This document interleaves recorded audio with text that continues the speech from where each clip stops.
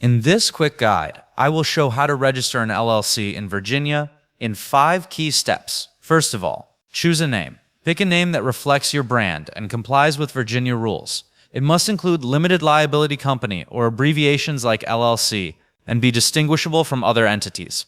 Check availability using the State Corporation Commission SIST Clerk's information system. 2. Appoint a registered agent.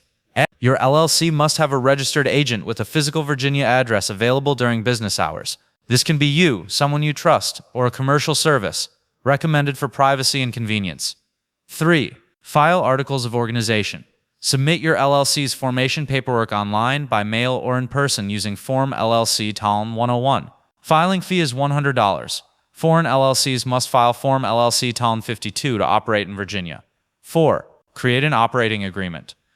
Though not legally required, this internal document outlines ownership, management, and voting rights, essential for multi-member LLCs, and opening a bank account.